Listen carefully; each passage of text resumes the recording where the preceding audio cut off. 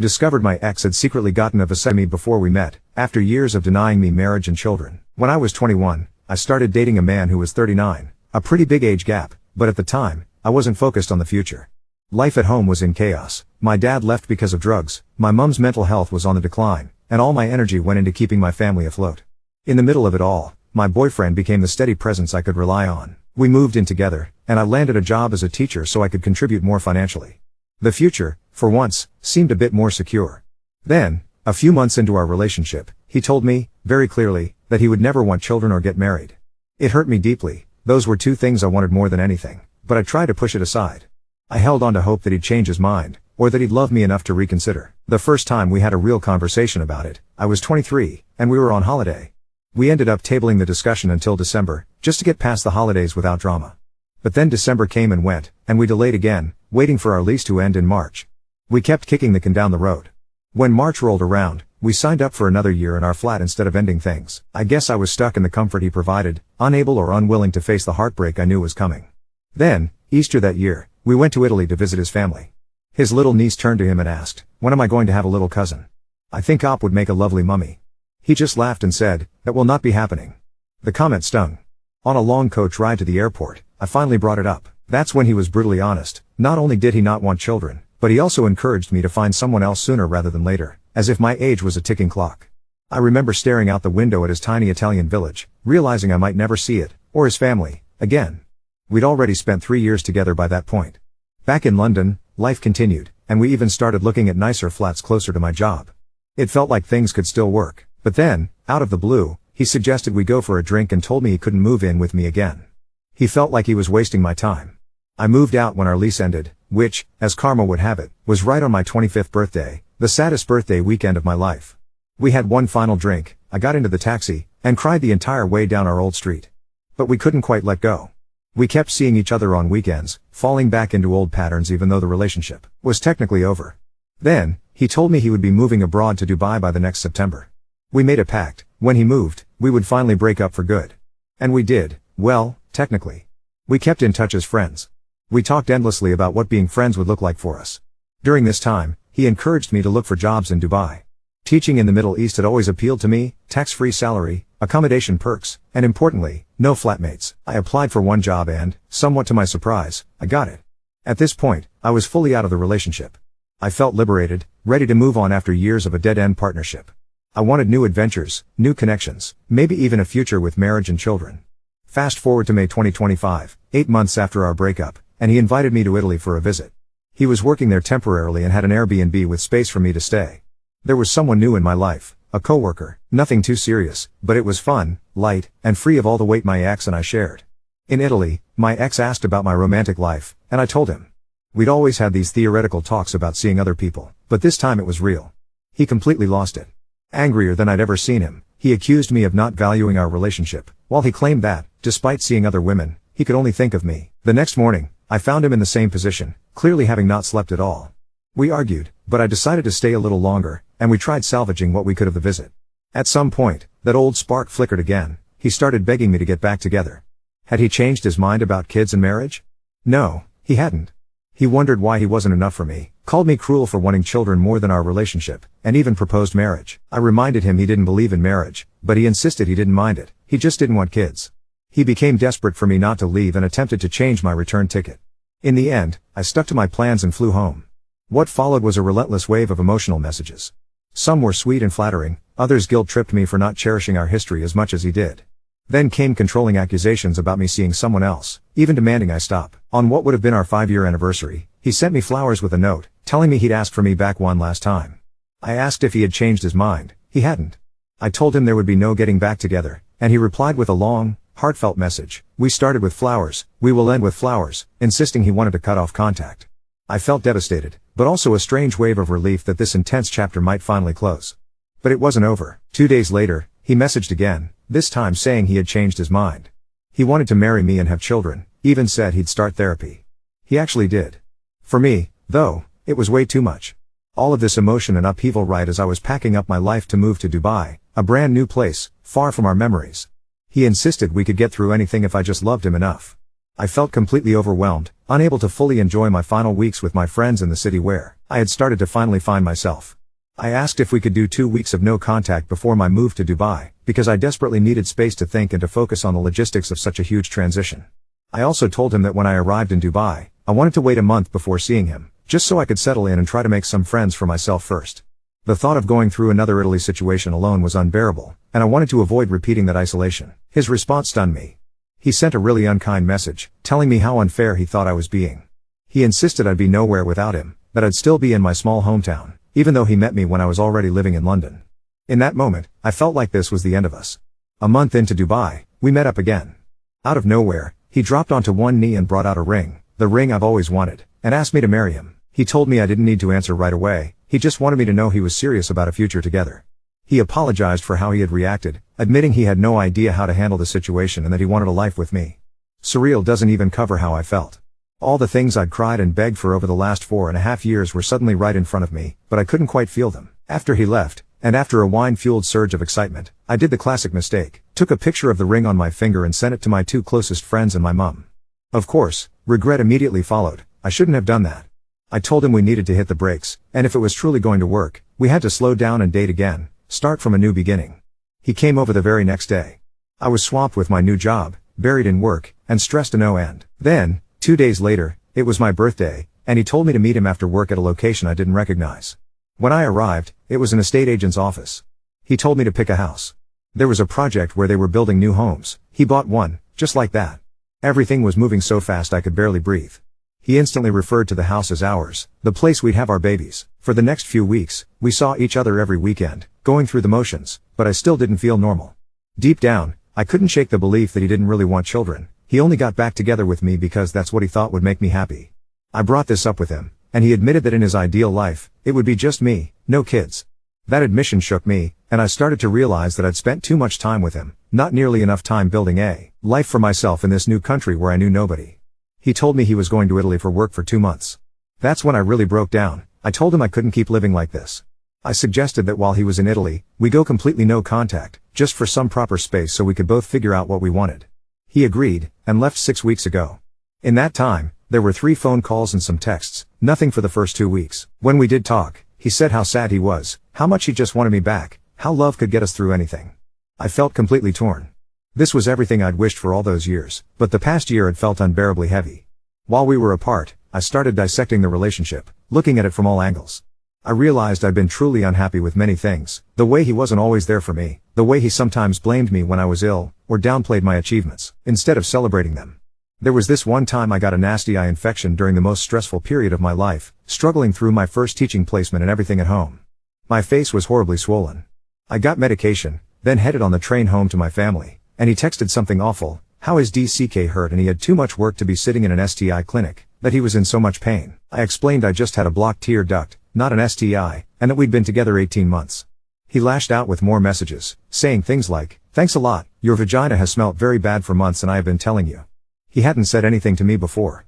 Yes, I'd had a yeast infection at the start of the year, treated immediately and it never came back, but during that time he was incredibly unkind, telling me he'd been with so many women and never experienced anything like it. I felt disgusted with myself, and I never really dug into how much it hurt until we split. Another time, I had a cancer scare and needed scans. With no family in London, I asked him to come because I didn't want to be alone. He agreed, but then texted me that I was childish for not being able to go to the doctor alone, and complained about his own work being disrupted. When he arrived, he complained in front of the nurses as my name was called. He made a show of coming in, saying, "I haven't come all this way for nothing," even though it was a cancer exam. The nurses asked him to leave and then questioned me, which was humiliating. Then, there was our last Easter together. We went to Germany and I got a chest infection on the plane, couldn't stop coughing. He complained endlessly about having to make 2 trips to the pharmacy, told me for months that I ruined the whole trip because he couldn't focus in the museums. When I finally got a merit in my master's in history, something I didn't even think I'd pass, let alone get that close to a distinction, all while finishing my teacher training year, I desperately wanted to go out and celebrate. He didn't want to. I begged him all week, and when I finally got him to the pub down the road, he complained constantly, wanted to go home, suggested we could drink there. We didn't even finish our drinks. Yet at the same time, there were good times too, times when I was so broke before we moved in together that I couldn't afford groceries, and he filled my fridge with all my favorites without a word. He arranged and paid for therapy for me when I was at my lowest after visiting family, and the stress overwhelmed me. He was there for me during some of the hardest moments with my family, sometimes crying with me. I do love him. Seeing him sad hurts me, knowing I'm the cause is gutting, but I'm also terrified that if I walk away, I'm throwing away everything I ever wanted in nearly 6 years of my life. I can't shake the feeling that I wish we had never split up, but I don't know what to do. Should I give this one last shot? Is this really everything I ever dreamed of, or do I need to accept that after everything, there will always be these fundamental issues? It feels like the biggest decision of my life, and as I sit here home for Christmas, I know this problem is just waiting for me the moment I return to Dubai. I flew back to Dubai in that odd quiet of early January when the city feels like it's holding its breath between glittering excess and the first day back at school. The air was cool enough to walk home from the metro without arriving everywhere damp. I unpacked my suitcase slowly, one sock at a time, propping the door of my little flat open to let in the smell of someone down the corridor making cardamom tea. I'd told myself on the plane that I would not call him first. It didn't matter, there was already a message waiting, sent while I was somewhere over Turkey. He hoped I'd had a good Christmas. He'd kept his head down. He'd been going to therapy every week. He'd booked something for us on Tuesday. He wanted to show me this wasn't going to be like Italy or the way he'd handled my birthday. No pressure. Just come, he wrote.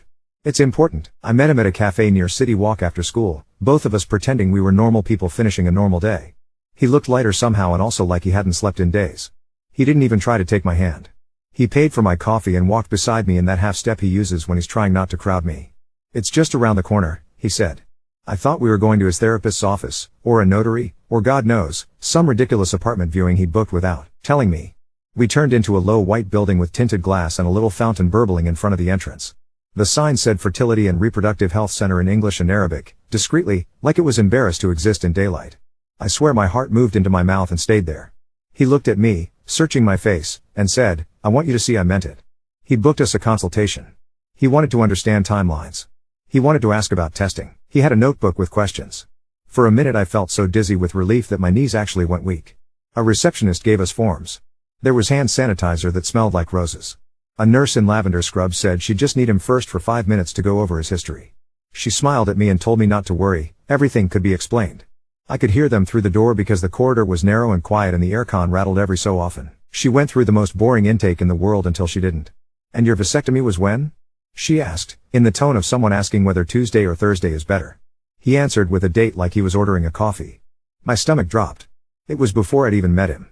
Not a pandemic panic decision. Not a rash move after some argument of ours. Years before.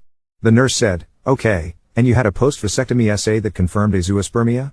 We'll get those records. She was so kind and matter-of-fact and I could feel my throat going hot, the way it does right before you cry but you don't want anyone to see. He came out with the leaflets. His face was white. He knew I'd heard. I walked past him and pushed the door to the bright street and the fountain and the daft little fake date palms and kept walking until the first hot wall of sun hit me.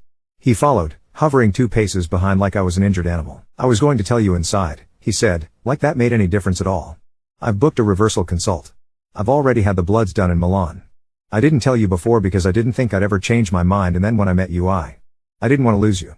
I thought it didn't matter to say it out loud because it would only hurt you and I knew what you wanted and I sat down on the low wall by the fountain and watched a boy in a thobe chase a bubble blown from one of those ridiculous battery guns. The bubble drifted and didn't pop. In my head I was back on that coach through his village with his niece's voice and that god-awful that will not be happening, except the words I couldn't get past now were these, he knew. He knew all along in a way that didn't even need a philosophical conversation. He knew with a signature on a patient consent form years before he put his toothbrush next to mine. He knew when I cried at a Christmas advert with a baby in it.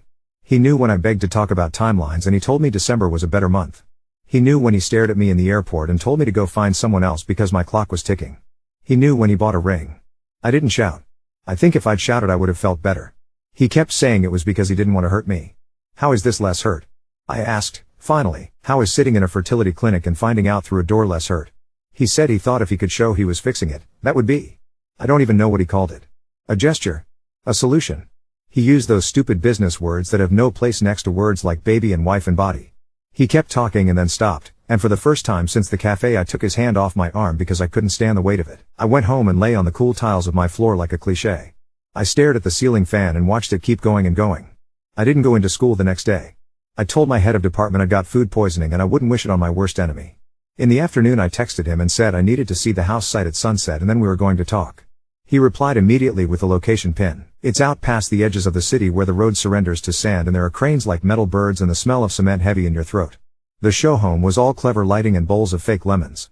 He was waiting by the plot he'd picked, hands in his pockets, that head tilt he gets when he's rehearsed being casual. The foundation was a rectangle of gray with rebar sticking up like hair. He started to talk about where the kitchen would be, the way the morning light would come in through the big window, where the nursery could go so it stayed cool in summer. He was almost crying before I even opened my mouth, like he knew the script and the ending and we were both just walking towards it anyway. I told him I couldn't build a life on something like this, no matter how many times he told me he was sorry or how many appointments he booked. I told him that every time I'd made myself smaller for his no and his not yet and his later, I'd lost something I didn't know how to get back. I told him I hadn't just wanted a child, I'd wanted the truth. He said he had been terrified that if he told me, I'd leave. I said he'd made sure of that anyway. He asked me not to do anything final under a sky that looked like that. The sunset was obscene, those ridiculous Dubai colors that make you feel like someone's turned the saturation up and the world is a screensaver. I pulled the ring out of my bag. It was heavy in my fingers in a way it hadn't been before. I said I couldn't wear it any more than I could wear somebody else's promises. I put it in his hand and he closed his fist and put his other hand over it like prayer. He asked if we could just pause. He said he'd go ahead with the reversal and then we could talk after. He said again that he'd never loved anyone like this. He kept saying love will get us through as if it was a guarantee, as if love was a visa you could renew by paying a fee on time. I stood with the sand blowing at my ankles and thought about being 21 and thinking stability was the same thing as safety.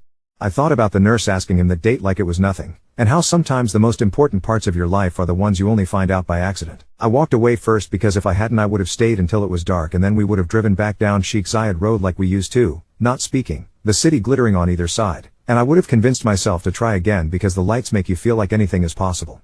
I went home. I sent the message that said I was going no contact, really this time, not to punish him but because I needed to hear my own thoughts without him in the room. He replied that he understood. He said he'd do the procedure anyway. He said he'd send me a photo from the clinic because he knew I wouldn't believe him otherwise. I put my phone on airplane mode and left it on the bedside table and slept like I hadn't slept in months. The next weeks were plain in a way that felt like relief. School in the morning with the smell of dust and marker pens, the low hum of the AC in the corridors. I started running in the evenings along the marina, the water catching whatever light was left and the yacht horns blaring for no reason. I said yes to an invitation from 2 teachers I barely knew to go to an overnight desert camp. We ate grilled chicken by a fire and laid back and there were more stars than I have words for.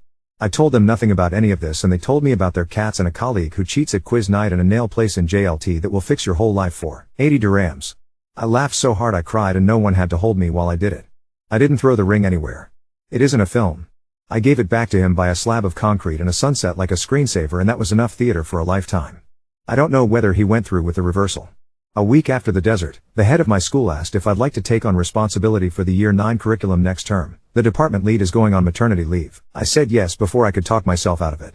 I booked a weekend in Muscat with a girl from English because she knows a tiny cafe that does lemon cake that tastes like being 12. I bought 2 plants for my balcony and named them ridiculous names so I had to water them out of sheer affection. Every now and then I catch myself on the metro and think I'm about to cry, and then I don't.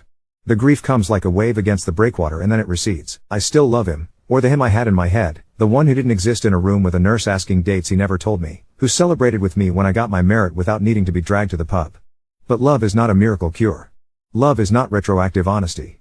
Love is not a house you can just plonk in a patch of desert and declare it sturdy. The last time I saw his name light up my phone was an unfamiliar number that I didn't answer. Maybe he sent a picture of a hospital wristband. Maybe he wrote a novel. Maybe he was just making sure I was still there to read it. I let it go to voicemail and then let the voicemail sit there unheard. I walked out onto my balcony and watched a crane swing steel over a building that wasn't mine, and for the first time in a long time, I felt something that wasn't fear or guilt or wishful thinking. It felt like space. It felt like I'd finally given myself somewhere to grow. Ramadan crept in and the city changed temperature in ways that weren't just about heat. The school day pulled itself earlier, the corridors had that tender quiet at noon when everyone's a little softer, a little hungrier, a little more patient with each other. My year 9s kept trying to smuggle dates in their blazers and I pretended not to see. On the metro home there were lanterns dangling from shop fronts, the kind that look like they're made of sugar and might melt if you breathed on them. I was doing okay. The space I'd made for myself wasn't echoing anymore. It had furniture now, a routine, a few people who would notice if I didn't show up. The woman on the line had the voice of someone who does a complicated job without ever sounding flustered. She asked for me by full name. She said she was calling from a clinic in Milan to confirm shipment details and partner consent for cryopreserved material bound for Dubai. She said tempo capsule in a way that made it sound whimsical, like a souvenir you'd buy at an airport. She needed my authorization for use, or a name of the partner who would be using it with him. I sat down on the little concrete step and watched a line of ants make a decision together. I asked her to repeat herself. She apologized and slowed down and read from a form. There was his name. There was a date I recognized from the nurse's mouth in that Dubai corridor. There was a line where spouse/partner had my name in his handwriting. There was a courier pickup scheduled for the next morning. There was a clinic in Healthcare City he'd already coordinated with. We of course require both parties' consent, she said, gently, like I was something she needed to lift without damaging. I don't remember what I said except that it was polite. Please don't ship anything with my name on it. Please remove any reference to me as a consenting party. Please confirm in writing. Thank you. I put the phone down and stared at the plant like it could give me better lines. I washed my face in the kitchen sink for no reason other than that it's what my mother does when she's furious and doesn't trust herself. Then I texted him 3 sentences. Do not put my name on any medical form again. Do not involve me in your decisions. Do not contact me unless it is through a lawyer. He called immediately. I pressed decline. He called again and again, until my phone was a small creature trying to crawl out of my hand. A message came in 5 minutes later. I thought this would make it real for you. I thought this was proof I'm serious. I have paid everything. It's all ready. Please don't do this. Please let me fix it. I turned my phone off and went downstairs and walked to the little grocery where the man at the till calls everyone's sister and pretends not to notice if you forget your reusable bag. I bought a stupidly expensive mango and ate it over the sink, the way you can only do when you live alone. It tasted like a dare. The next morning I went back to the same fertility clinic without telling anyone. The woman at the desk looked up and smiled like she recognized me and then didn't make a point of it. A doctor with kind eyes and peach-colored lipstick asked me what I wanted from the appointment. I told her I wanted information that belonged to me. She nodded like that was the right answer to an exam. They did the boring things, bloods and scans with 2 bright gel and words I'd read online at 3 a.m. but never expected to hear attached to me. AMH. Antral follicle count. Timelines that are not a bomb but a clock you can place gently on the table and set to the pace that makes sense for you if you're lucky. She told me I had time. She told me it was okay to want belt and braces anyway. She told me freezing eggs is like putting chapters away for later. It isn't a panacea, but it's a plan. I said yes before I could talk myself out of it. I did injections at 6 in the morning in my bathroom with its silly gold taps and its mirror that makes me look like I've slept when I haven't. The bruise on my stomach bloomed like a small galaxy and then faded. One of the girls from English came round and sat cross-legged on my rug and held the leaflet while I did the first one because my hands were shaking and we both laughed so hard I had to sit on the floor. The nurse at school with the sensible shoes and the softest voice gave me a spare sharps bin and said she was proud of me like I'd told her I'd learned my times tables. On retrieval day the air smelled like antiseptic and the radio in the taxi played that one Ed Sheeran song that makes every driver in this city think they're in a music video. I lay there with a hairnet flattening my fringe and let a stranger keep count of a tiny harvest from a body I have mixed reviews of. When I woke up, somebody had put a warm blanket over me and there was a cup of tea that was both too sweet and exactly right. The doctor came in and told me a number. It wasn't a miracle. It was enough. It belonged to me. On the way home, my phone vibrated with an email from the Milan clinic. They'd canceled the shipment. They'd updated their records. They were sorry for any distress caused. There was an attachment I didn't open. I forwarded the email to my personal folder where I keep boring adult things like tenancy contracts and copies of my passport and the receipt for the desk I assembled wrong and refused to disassemble out of principle. I didn't hear from him for 2 weeks and then his sister messaged me on Instagram with a picture of a sunset over their mother's balcony in Italy, an accidental double exposure of the sky and a reflection of her own face in the glass. He is not well, she wrote, in English that is better than she thinks it is. He says he wants to make right and I don't know what is right here. I wanted to say I am sorry for the clinic. I didn't know. She told me he had finally told his parents about the vasectomy and there had been shouting and silence and the kind of family history that tends to live under the table until someone kicks it by accident. She told me she hoped I was happy in Dubai and that she misses me but understands. I told her I was okay. I told her I wished them peace. I told her none of this was hers to fix. By the end of Ramadan the city had the fizzy, slightly delirious energy of people staying up too late to eat sweet things and then trying to do algebra on not enough sleep. My kids drew crescents that looked like smiles and stapled them to a display board until it looked like the sky was grinning. At the Year 9 assembly I did the bit where you stand on a stage and pretend you aren't terrified of your voice leaving your body and not coming back. Afterwards one of my quietest boys, the one who writes his answers so small you have to squint to read them, waited until everyone had gone and said, "Miss, I think you are brave." I wanted to tell him I don't feel brave, that my bravery is mostly admin and showing up, but instead I told him, "Thank you," and then went to the staff bathroom and cried for 3 minutes and came back with concealer that didn't match. On the first day after Eid, I met the girl from English at the airport for our ridiculous 2-day Muscat plan. We ate lemon cake in a cafe where the owner insisted on adding extra icing because we were thin like needles, which is both untrue and the nicest thing anyone has said to me in a month. We walked along the Corniche until our calves ached and bought perfume in a shop where the old man behind the counter sprayed half the bottles onto my wrist and called each one by a name like it was a person. "This one," he said, tapping the one that smelled like orange blossom and new paper. "This one is for starting again." When I came back, there was a letter under my door in his handwriting. I knew it was his because he writes like he's trying to fit emotion into a suit. I didn't open it. I took it back downstairs and left it with security and asked them to return it to sender if they saw him again. I asked them to please not let anyone up without calling me first. The guard on the evening shift with the soft mustache nodded like I'd asked him to keep an eye on a wayward cat and added my apartment number to a list in a binder as thick as a Bible. The house out in the sand keeps growing. I see it sometimes on my way somewhere else, the way you notice a child has done something alarming like develop eyebrows since you last saw them. One morning there were brick outlines where the rooms would be. One afternoon there was the suggestion of a staircase. The last time I went past, there was scaffolding and a man in a yellow helmet eating his lunch sitting on a stack of tiles, swinging his legs. It is becoming a thing that will be a home for someone whose life isn't mine. I feel weirdly protective of it and also nothing at all. My eggs are in a freezer somewhere with numbers printed on a label. Every so often, in the quiet before the AC kicks back in, I find myself drafting little letters in my head to a person who may never exist, like, I did my best with what I had. I picked the clinic with the lavender uniforms because of how the nurse squeezed my hand. I learned to make roast potatoes in a too-hot oven and I will teach you if you want. I have a balcony with 2 plants with stupid names and a view of a crane that swings very slowly, and even when I am sad I think it looks like a metronome, keeping time. 2 nights ago I went running and then cut through the bookshop by the cinema because I can't bear going straight home when my heart's still noisy. The coworker I'd been seeing once upon a time was there, sitting on the floor of the history hall like a student, a paperback in one hand and a bar of that chocolate that snaps like broken glass in the other. He looked up and smiled with his mouth in his eyes, and we talked standing in a puddle of afternoon sun until the shopkeeper coughed in a way that said buy something or leave. We bought something. We left. On the steps outside, he said, do you want to come to a terrible quiz night on Thursday and be on my team? I said yes and felt the answer land in my chest without any argument. There isn't a neat ending. There isn't a moment where the camera zooms out and the strings come in. There is just me, in a city that glitters like it's trying to bribe you into forgiving it for how hot it's about to get, with a job that makes me tired in the way you can sleep off, with a freezer somewhere holding a tiny insurance policy with my name on it, with a door that stays locked unless I open it. There is just a life, and for the first time in a long time, it feels like it belongs to me.